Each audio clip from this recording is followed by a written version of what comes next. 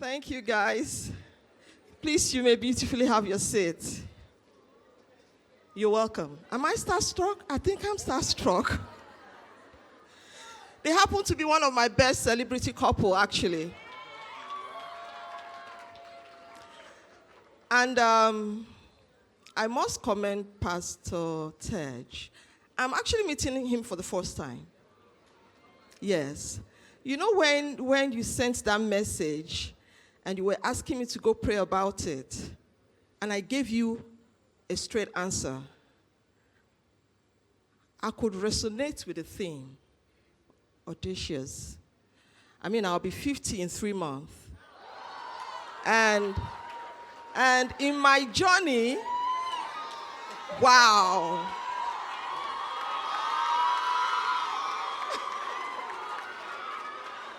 Yes, I get that all the time. In my little journey through life happened to me. And I just left all my vision, I left my passion, I left everything to take care of my 2 kids. Today, they are both graduates. One is here. I think most people know as Shire Gold. Yes. And I got to meet Pastor Tej through her. So when I saw Audacious, I said, okay. My children said, Mommy, start living. Start living. You need to face your life. I have over 10 books in my head. I'm not an author yet. Imagine. So the doors I dare not knock on in past years, I'm flinging them open. So I didn't have to go pray about it. I didn't have to go think about it. I just took it up. Praise the Lord. So it takes not just, if you are here, you came all the way, and you're not taking 1 or 2 things, it's a disservice to you. You still have time. I'm not saying I don't have time. It's not about age, actually. I still have time. And I'm taking them on, and you will keep seeing this face. Praise the Lord. So it's nice to have you here. If I may, Daniel, Toyosi, Lady Toyosi, as you love to call yourself. Okay. You came into entertainment industry, and boom, you were in our faces. You were everywhere. I mean, no, it's a secret, but I'll tell you. When I'm on YouTube, I just click on his name, look for his films, and that's all I watch. My kids know. You know, that's how he's done well for himself. He's done well for himself. How did you journey through this? How did you, I mean, you just came and you were everywhere. You are dominating. I tell you, how did you come about it? How has it been for you? And how is it going? Are you where you want to be yet? Okay, let's hear you. Thank you for that. Right, thank you for that. Hello, everyone. I'm sure she's used to it.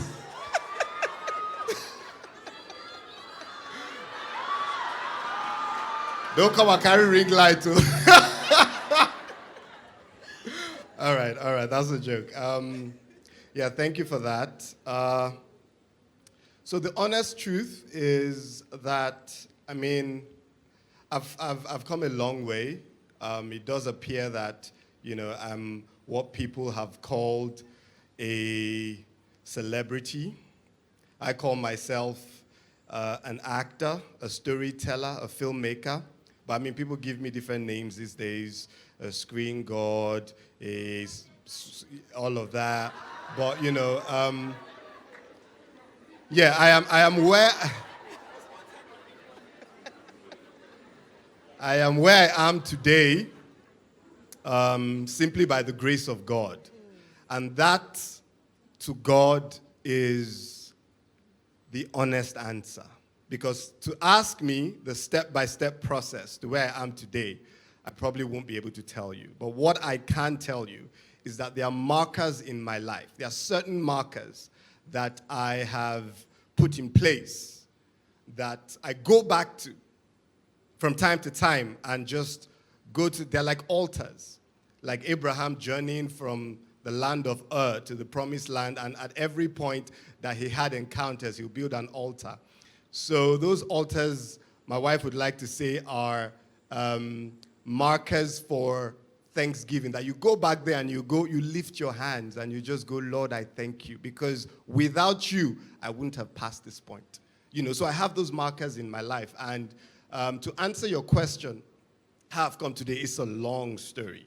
If you permit me to start the story, you can cut it off at any point in time and bring me back as you like. But I'll start the story. I've been telling stories since I was this high, since I was a little boy. I'm that boy who would gather his friends together and tell them stories of films he had seen over the weekends, or films he had seen during the holidays. I was that guy. So friends will gather and I'll tell them stories, And then that quickly graduated to being an actor in primary school and in secondary school. I was always quick to join, drama clubs and drama groups, because I loved to act, as a kid. And then in secondary school, something happened to me. I was quite clever, or is it intelligent?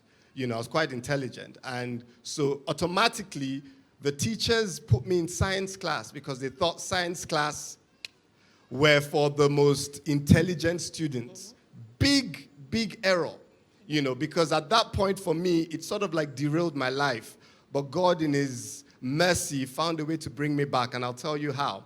So immediately I was put in science class. In my head, I'm like, yes, scientist, engineer, oil and gas industry, because I had family members who were doing great in the oil and gas industry. So it was easy for me to just have that vision of myself in the oil and gas industry. And as you know, I'm not here to tell you that.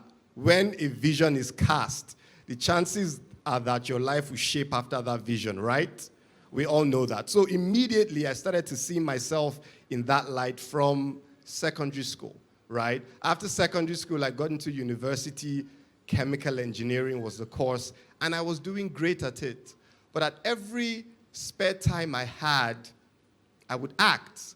And also, I was also saved in secondary school. So I was active in fellowship in secondary school. I ended up being head of the student fellowship in school, but I always acted, so to the point that even when I was appointed president of the fellowship, people were like, this actor guy that's always running around acting, but I had a passion for the Lord and I loved the Lord. So those two went hand in hand for me. I was in chemical engineering doing very well, but I also was active in the FCS fellowship in school. I went to Federal University of Technology, Mina. Anyone from Mina here? Uh-oh. We're a long way out. Okay, but I love you guys. All right. So I was studying chemical engineering at Foot Mina, active in the fellowship, but my area of concentration, my area of focus was in the drama unit of the FCS. So at every point, every opportunity, I quickly go act, come back. And I was a 4-pointer, so I was really brilliant, right? But then something happened to me one day. God interrupted my life. I had a family friend, who during the holidays came and said, you know what, Daniel, I want to take you, because I'd engaged him. He had done theater arts in the University of Ibadan, right? And I used to be in awe of him. He used to come and tell us about theater arts in UI, and I was just in love with this guy and his stories. So he told me one day that I'll take you on set with me. I'd go visit a film set and I'll take you. And I was like, wow. So he took me along and I visited different sets with him because he was trying to audition for his film that he had coming up. And that was what just blew my mind. I was like, at that young age, I met Omotola, and he auditioned Omotola right in front of, not Omotola, Bimbo Akintola, sorry. So he met Bimbo Akintola, he auditioned her right in front of me, and I was just like, oh my goodness. I was starstruck. I was like dove-eyed. I'm like, oh my goodness, I went back to school after that experience, and my life never remained the same. I knew for some reason in my heart, I had a witness in my heart that was the life I wanted, not this life. not the life of an engineer, even though I was so good at it. I'd attend lectures, I'd listen to the lectures, but I'd be crying. I'd be literally crying because my life was this way, but I knew this was what I was called to do, right? And then during that period, my soul started to get stirred. I'd gather people together to act, separate from church, separate from school. We'll go and act, would rent a hall outside and we'll go, act and get people to pay money to watch our plays and our shows. I started to do things in line with where I believed I was going. And then another thing, another disruption, altars, another disruption. This was in my 300 level first semester, chemical engineering, 4-pointer, executive in the fellowship, FCS fellowship. I was high flying, and then Foot Me Now released the names of 150 cult members, secret cult, confraternity. 150 cult members to be expelled from the school because they were doing a cleansing. And guess what? My name was there. Jeez. This church boy, these goody two-shoes. I was the guy in uni that if you ask me to tell you an answer, I can raise my hand and say, sir, it's disturbing me. I was that of a goody two-shoes. I was an effico. I used to read. Those guys you don't like in school because they're always in front, like pretty much eating from the lecturer's mouth. I was that guy. I was the teacher's pet. Taking extra sheets. Extra, thank you. How did my name get on a list of 150 cult members to be expelled? No idea. And then I went into the valley of the shadow of death. I was depressed. I was crying every day. I lost my faith in God. Everything. Well, it started with this is just a challenge. It's a mountain. We are going to cross it. Fellowship members, everybody gather. Let's pray. Ra-ba-ba-ba-ba-ba. That's how people started to pray. Hey, don't worry. They will overturn it. I give them 1 week. They will overturn it. I was in that valley for 2 years. I got expelled. First, I got suspended. I would come back to face panels and all of that. And then they said, the way the school put it, they said the list of unregistered associations. So at the time, I thought, maybe it's this acting. Maybe it's this thing that will gather people to act and maybe that's what, brought me into this. And then my parents came into school, and then we went to see the chief security officer that came up with this list. And the guy said, no, that's not the reason. You are a Black Axe member.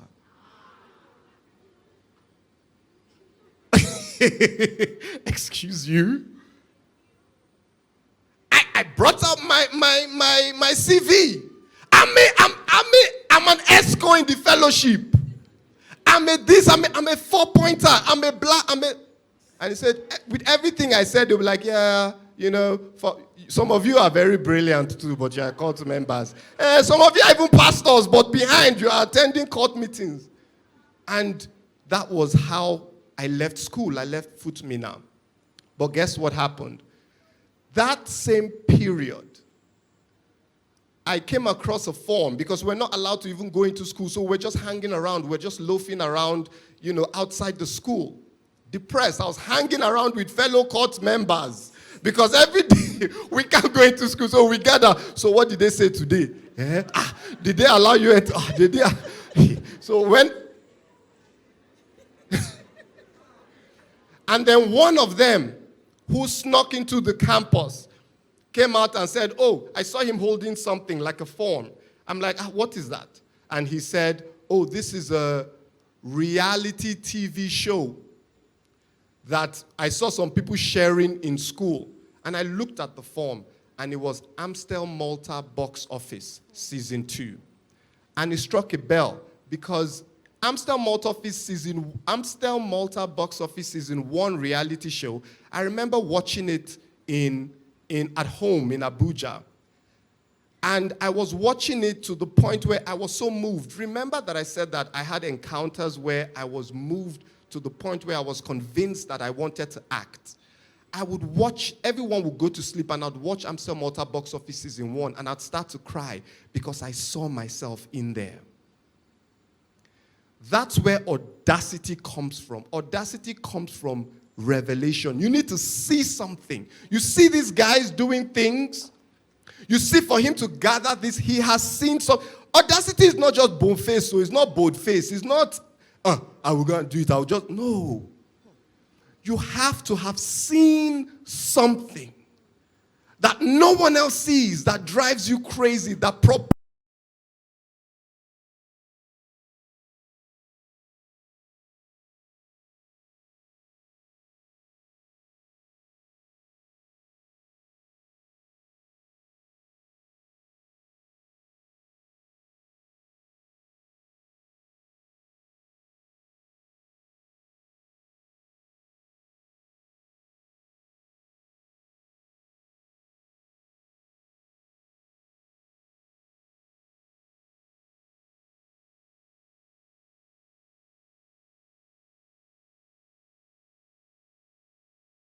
that Amstel, it rang the bell that I've seen this. And so the guy just threw it away, and then we continue gisting. So when is the next panel safe? When are you going to travel back to Abuja? And then after that, I picked up this form and I secretly went to fill it. And I submitted it. I snuck into school, took a picture, put it on the form and submitted it. And that was it. Wow. I got invited for an audition. I got invited for the next audition, and the third, I think I did like 4 auditions because of that reality show. And I got into the house. Wow. While I was still expelled from school, while I was still dealing with depression, while I was still saying, God, why? Why me? Of everyone in that fellowship, of everyone, why me? And I got into the house. After the house, in the same Amstel Malta box office 2, some celebrities you will know today were in that house. And then after the house, I didn't win the show. I think I came 4th. After the show, when everyone gathered and said, okay, where will you go to? Me, I'm going to do this. I'm going to do... My own was that I'm going to face my life. The real reality of being expelled, of having nowhere to go to, have nothing to fall back on. After the show, I gathered my earnings, gathered my winnings from the show. I paid for my admission into film school in Jos. Because my parents were like, you have to go and write JAM again. You have to go and start all over again, pick your life back up again. And I said no. I had seen something. My eyes had been exposed to this world by the mercy, because I only see it as the mercy of God, you know. And then I said I wanted to go to film school. And I went to film school in Jos. 2 years, that was what this journey took me through. After 2 years, I was in film school when Mina wrote to me and said, oh, you have been forgiven. Come back and finish your education and finish your chemical engineering course. And of course, my parents jumped on it and like, oh, you have to quit this thing you're doing. You have to go back, engineering, oil and gas. And I went back to Mina to finish my engineering course, and that's how I graduated with a 2-1, very strong 2-1, wow. Still in chemical engineering. The story continues. Awesome. Awesome. Honestly, I always say this. For every next level of you being audacious, expect a new devil. Honestly. It will always come. It will come, it will face you. That never deterred him.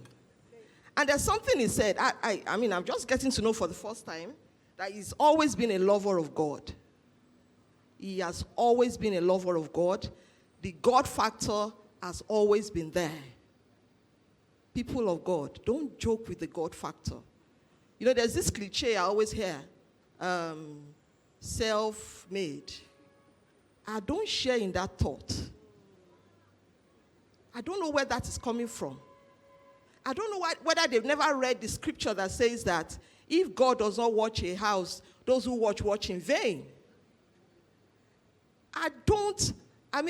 We need to start telling people, and I'm talking about big people, celebrities, saying they are self-made. You just heard him. God factor. If there's one person in the Bible, before I go to Toyosi, that I see is being audacious as something else, is Isaac. That guy, Philistines, they dealt with him. But he held on to what God told him. He kept digging. He kept digging. They kept frustrating him until he got his real birth. So for you to get your real birth, it's not by mouth. Obedience, hard work. You need to be consistent. Are we here? Are we here? Let's go to Toyosi. Hello. Hi. You're so pretty. Oh, thank you. And Thank you. very audacious too. Thank you. I had to go to your page and I saw where you said, "My love is not quiet." I said, whoa. No, You but remember that? Did you hear that story? Who will not fall in love with a man like this? You know. No, You know. who will not fall in love with a man who has loved God All his life. all his life, who is handsome, he speaks well, he's a storyteller. Who will not fall in love with somebody like this? Like, yeah. I mean, I don't know why people would have issues. No, because I love their issues. There has been backlash over this. I actually love their issues. It's Very okay. myopic set of No, people. it's okay. It's okay. And like I say, this is 2025. You know how last year was no grief for anybody? Mm-hmm. This year You are for me taking it up is again. No peace for the wicked. Thank you. And you know, I took time to go through your profile. Yeah. That was robust. Yeah. Your profile is quite enviable. Thank you. And unfortunately, people are not seeing through. Your roots are deep, deeper than what they see. But people choose to see Toyosi, the celebrity's wife. How do you react to that? Do you want people to see more of you? More of who you're made of? It's not or what you're made important of? to me. You know? They're not the ones that sent me. You know, I live for an audience of one. I live for an audience of one. We're in an era, because of social media, I would say, people want to announce everything. Honestly. We don't owe anybody that announcement. Do what you have been sent to do. And keep it quiet. If you feel like talking about it, fine, talk about it. But if you don't feel like talking about it, don't be under pressure to announce, I did this, I did that, I did this. It's not important. You know, who was talking earlier that said the Holy Spirit was sent as a helper? And then the wife, when God created Eve, said, before he created Eve, said, I will make you a helper, a helpmate, right? I feel like one of my most important assignments is to be this man's helpmate. Every other thing. And wait, you have your career you are pursuing. Yeah, yes. He has ease. And I see that, you know, when the Bible talks about the power of synergy, the power of unison, I see you in his business, and I see him always in your business. How do you navigate that? In terms of being in each other's business, it's because You've got each other's back. It's, yes, so to yes. say. And it's like a collaboration. So I said, collabo. You know, so I'm more behind the scenes. My business, in fact, when we started off, was a talent agency. So we managed talent, and that was actually because of him, because I would look at his contract, I would say, no, this can be different. No, this is not okay, all of that. So I would look at contract, and I had studied broadcast journalism in New York. I had studied producing as well. I have a master's in economic development and policy analysis from the University of Nottingham. I'm not illiterate, and I'm not idle, right? I just need to clear that. But I saw a gap in the entertainment industry. Now there's media, and then there's entertainment, and then there's showbiz, you know. So there's the show, and then there's the biz. So I saw a gap where a lot of the entertainers did not have proper representation, They were accepting peanuts. They were accepting just mediocrity. I mean, you can be on a set he has been on a set for 24 hours before.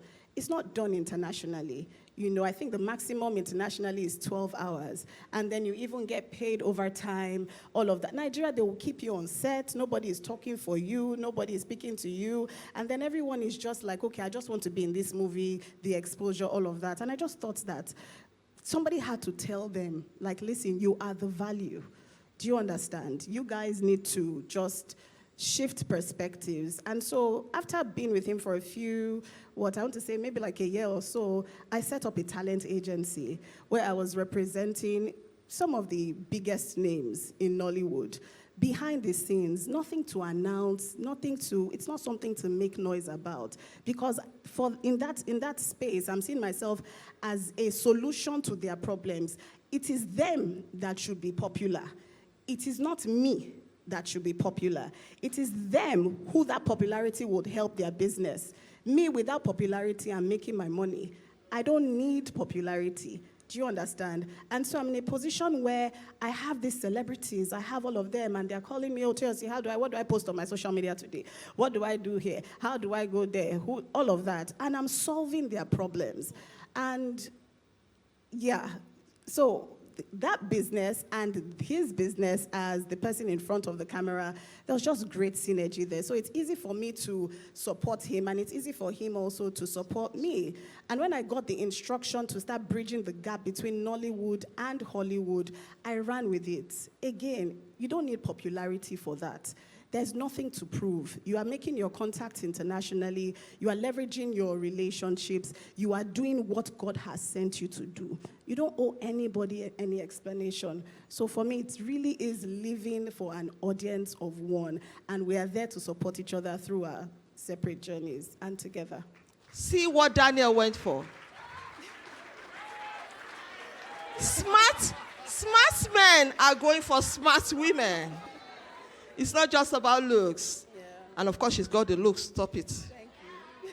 So before I ask you another question, I'm going to ask this question before I forget. As Christians, we are guided by principles. And permit me to ask this question. I know some of us will understand where I'm coming from. I've seen quite a number of actors reject roles because they are born-again Christians. And I don't know what she feels about, of course, because you've been taking roles, romantic roles. Oh my gosh.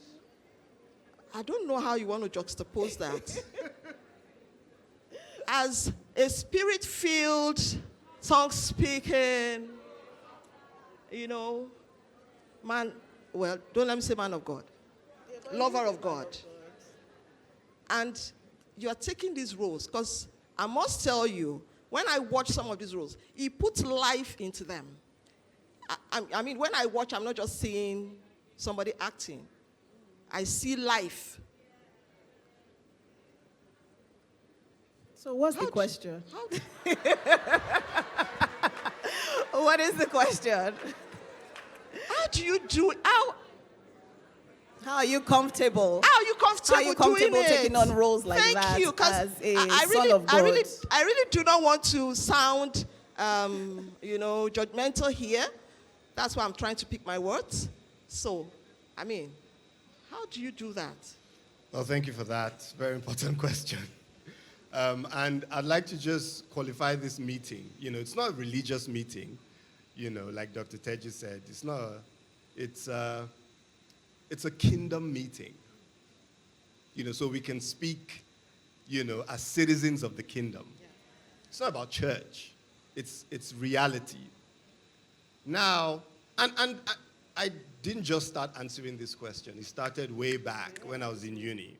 Yeah. I'll tell you, and I'll give you an example. When I was in uni, in the fellowship, there's the general executives of the fellowship, and there's the main excos, 12 of them, like disciples. They sit down in front, the pastors of the fellowship. And then there'll be elections, and you'll be elected from the general excos to be in the main excos, the 12. And during the interview for the elections, the pastors will come from outside and they ask you those hard questions, And so during the interview, one of them asked me, we see you're an actor, and we perceive that you're going to go out and you're going to be an actor. I hope you are going to do, I don't want to mention, names, but I hope you are going to be doing these films only for church and only for the kingdom. And I said, oh no, that's not what I've seen, and that's not the instruction that I have. The instruction I have and what I've seen is the marketplace, is in the mainstream industry. That's where I've been called to be, and that's where I've been called to effect. And he was quite disappointed. Fast forward several years later, I am there now because I saw it. And I'm doing what I've been called to do, which is impact the industry from where I'm standing. Now, are there roles that I turn down? Absolutely. When I get roles that are not in line with my faith, the teaching of the story, because I'm a storyteller. Now, after I tell you a story, what is the impact of that story in your life? So if I tell you the story of the Bible and I say the devil came into the garden, I'm mentioning the devil. I'm using the devil as a tool to tell that story. Is the devil evil? Yes. Have I used an evil thing to tell a story of salvation, of love, a story that will touch you? Yes. So that's how I see it. I see acting as a tool to drive home a message. Now, when the message of this story doesn't bless my audience, doesn't elevate my audience, doesn't leave my audience with something that I am happy with, I'm confident about, then I'll turn it down. But does the story bless people in the end? Yes. Can I play a thief? Yes. Can I play a drunk? Yes. Can I play someone who is not saved? Yes. Okay, so that's how I see it. And then about I know that's the part in everyone's mind. The kissing. Why do you have to kiss? Well, I kiss in my roles because my wife permits me to do it. The day that my wife will come and tell me that, honey, babe, I don't want you to do this thing again, then we'll have that conversation. Until then, the Lord bless you all. So, permit me, you want to say something? Yes, because this is a believers' gathering, right? Jesus dealt with these things. He spoke with the woman by the well. He ate with thieves. He ate with the worst of the worst, the people that the Jews assumed and thought were like unclean. Those were the people that Jesus hung around with. So I'm saying that to say that there are certain things that need to be done for a greater purpose. Don't shut yourself out of rooms. Don't shut yourselves out of conversations. Now his profile has increased. He has gotten to a point where he can turn down stories. He's gotten to a point where he's telling his own stories. Now he can tell the kinds of stories that he wants, and people will watch because he has earned their respect and he has earned their viewership. So I'll just say, again, and one more thing I should add, very importantly, this is a personal walk. Please, nobody here should say, no actor here should say, and I see some of my sons and friends and brothers and sisters, nobody should say, oh, because Daniel is doing it, I am going to do it. No, go and sit with your maker. Go and get your own explicit permission before you do anything, please. So there's no one person that is the template beside Jesus Christ. And like I said, Jesus sat with all sorts of people. So yeah, I thought it was important to add that. So I want to believe you have some rewarding experiences over the years. Which one tops it for you? Personally, as it pertains to Audacity? Yes. Okay, let's speak. In your field. Let's speak, yes. So my company is called That's Good Media. Talent management was something that we started heavy in, but we've sort of pivoted now to talent sourcing. and engagement. So what that means is, if a brand, for example, or a producer, for example, says, this is the kind of celebrity or entertainer I am looking for, we will say to the person, okay, we would scout the complete pool of the talents, and we will present to you the top 5 that we think will be the best for this partnership. What we were doing before was we had certain talents, that's influencers or celebrities, who were signed to us, and those were the only ones that we were pushing forward. But now we've opened ourselves up to the entire industry, and it has been extremely rewarding for the company. One audacious move I would say that we made as a company was the Nigeria Day at Essence. How many of you saw the promos for that? Nigeria Day at Essence. So there's this African-American festival called Essence, Festival of Culture, and they have an Essence Film Festival. Now, I spoke earlier about how there's a mandate to bridge the gap for the film industry, the way that gap has been bridged for the music industry, because the music guys seem to have gotten something right. They are doing collaborations every day, every month, every second.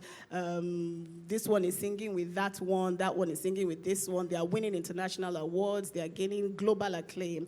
And it's not the same for the film and TV industry.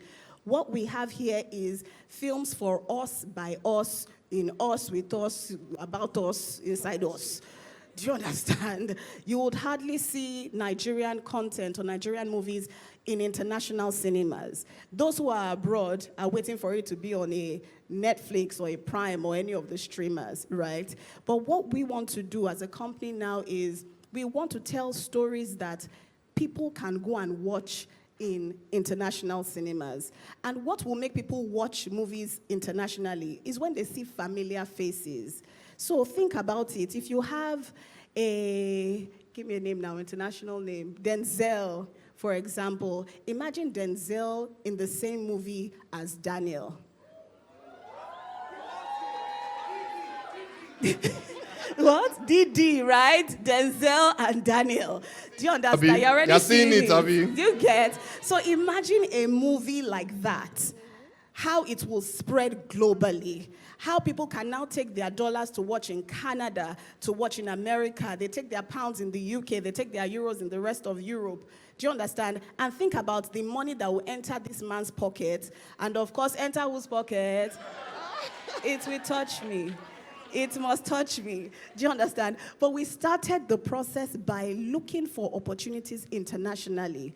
And so I think up till date, one of the most audacious things I've done is that Nigeria Day at Essence, where we took filmmakers, actors, actresses from Nigeria and took them to that Essence Film Festival for the very first time. And what is interesting is there were many African Americans who had not even heard of Nollywood before. These are people who have heard of Afrobeats, but haven't heard of Nollywood. So they were able to connect with us, talk to us. RMD was there. Of course, Daniel was there. Was Kunle there? Kunle was there the first year. Deyemi was there. So all these people, our main A-listers, were there showcasing Nollywood and Nigeria and telling people about our stories. That to me was, I think I cried at the end of it. I was like, wow, wow. But all it took was for me to believe and start making contact, making calls, spending money out of my own pocket. There was very little support in 2023, very little support, but we made it happen. We went there and we did it. And we've been there, 3 years now, and the conversations are still ongoing. And so very soon, that vision, Denzel, Kule Remy, Michael B. Jordan, throw their names. All of us are born again. Idris Elba is already here, all those guys. And then our guys here will do what? Collabo. So as a couple, you both are career-oriented. You have your home. And you have 3 beautiful kids, very feisty. I've seen their moves, and very active. You've made some steps in life. And for every step, it's either step up or step down. I'm sure you've had your step ups. Can you talk about some step back that you've had as a couple? I mean, he has to travel a lot, and you have to take care of the home front. I mean, how do you do that? Tell us some of these, So we have a rule of at least one parent must be around. Okay, so I mean, that's one way that we've managed that. Sometimes, two of us are on different flights to different places, but I'll say we have a strong support system, right? But in terms of stepping back, there's some opportunities we don't take. There are some that I don't take. The children are young, and I know that people are not very big on traditional roles anymore. Don't this, a mother should not do that. I mean, mother and father should do the same thing, all of that. For example, when I was breastfeeding my baby, he cannot breastfeed. Do you understand? So even if he's around, even if he's in the house, what the baby needs in that moment really is the milk. He cannot really provide that. So I'm fine in that moment saying, you know what, you go do your thing, I'll be at home, it's fine. And then there are times when he now says, you know what, I remember one of the trips we had, because we've been to Essence 3 times now, one of the trips he was like, we had to go with the babies because there was nobody to watch the kids. And he was like, you know what, I'm going to be the babysitter for the entirety of this trip. You go, do your thing, network, talk to people, hold your event, and I'm here. Don't worry about the kids. So we actually balance things out. Yeah. I like that. I hope my time is still on. Okay? So let's go. We're going to be talking about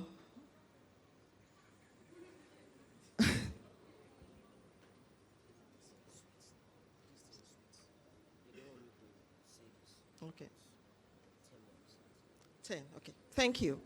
So, we'll be talking about conflict resolution.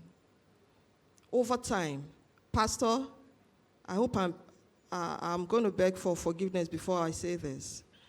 Most of our pastors, what we hear on the pulpit these days, I have never fought with my wife. Never for once. We've never had disagreement. And I wonder, how so? If you say marriage is not a bed of roses, even if marriage were to be a bed of roses, roses do have thorns. So I do not understand the fact that, Christians will come and say, and, project the wrong thing. So I don't want to believe you want to say that. So the question is, the conflict resolution, how do you do that? Because you will have your differences. We've never fought. No! I'm joking, please, I'm joking. No! We fought, please. No! You're just talking. That was a joke. But Okay. do you want to take that?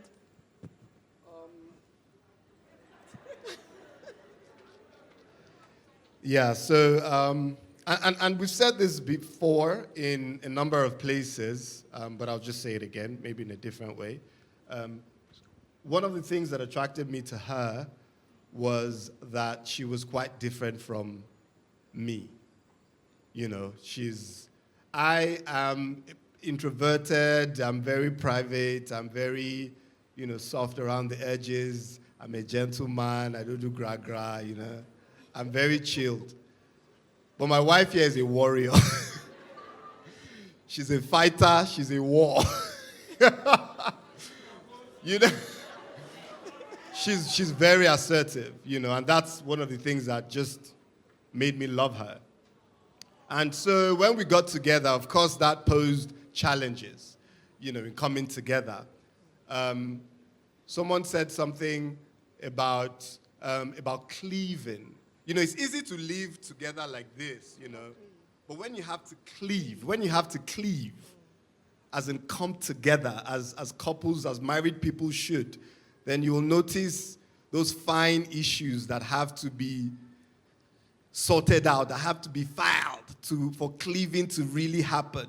And that's when we started to have issues, And For a long time, I thought she was quite bossy. So this thing that I thought was assertiveness, or I enjoyed, or I saw as, wow, she's a strong woman, I love it. When she came to live in my house, it turned into, are you trying to boss me around in my house? But I'll tell you this. I mean, that's just one example of several other things that we had to iron out as couples. But I'll tell you this about, being married and living together. One thing the Lord has taught me is that to stay married in today's world, we have to evolve. So what often happens is you come to marriage with yourself and you go like, I am who I am. And you impose yourself. And the other person comes and says, I am who I am, and imposes herself, and then you have a problem. So what happens is you have to evolve to a better version of yourself. She has to evolve to a better version of herself. And what I discovered is the more I evolve, and it takes a lot of humility, especially for us guys. Marriage will humble you. Especially when you're not married to a yes woman or someone who just agrees with you because she has to agree. When you get married to someone that knows who she is and is assertive and is her own person, you'll be humbled. Oh, yeah. And that's because you're not your finest self. You have to grow. You have to evolve. You have to become your finest. And it takes humility to recognize that and go, wait a minute. To be the person that is her Lord and Master, you have to grow. You have to evolve. You have to change. So it took me on a journey of self-discovery. I had to ask myself hard questions. I had to grow from a boy to a man. And that's what manhood is, guys. Manhood is, warriors, when you see them, warriors, permit me to stand up. Warriors don't walk around like this, hey, I'm a warrior. No. Warriors are very quiet people. When you see them, fear them. You see people that are calm. Fear them. Yes, because they understand their power.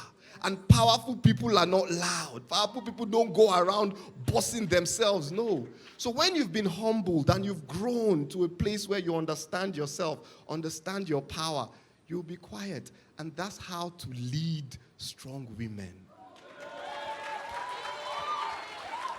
And that's what I learned. And so together we have grown. So she will tell you her own version of her evolution and how she has grown to become who she is today, but that's my growth. And I grow constantly. Every day I grow, and I'm still learning and I'm still growing. Yeah. Can we hear from you? Yeah. I'll keep it short because of time.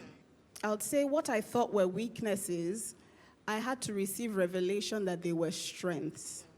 So what irritated me about him initially, that I saw as, gosh, I wish you could just change this. I wish you could just change that. After spending time with the Holy Spirit, like, okay, if I am the problem, show me, let me know. I got a different perspective. One thing that comes to mind and readily comes to mind, which was a major issue for us, was his position in the family. He's the last born. My dear.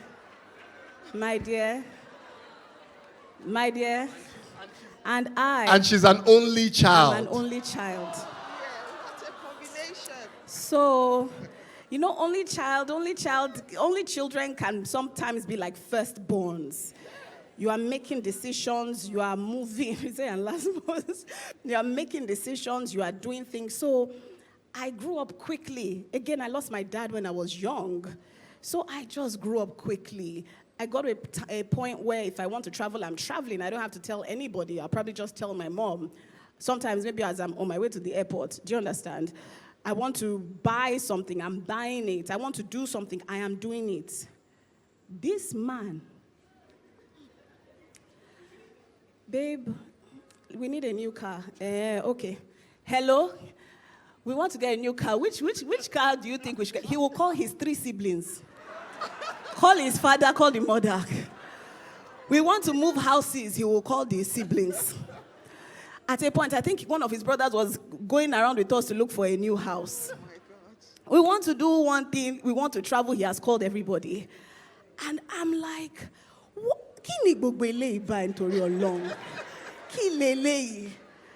and then I prayed about it. And this is why prayer is important and just intimacy with the Holy Spirit. He shifted my perspective. He said, see those people as your covering. See those people as your support system. Instead of being irritated that he's calling brother 1, brother 2, sister 1, sometimes the in-laws, be happy that you even have people. There are people who don't have people.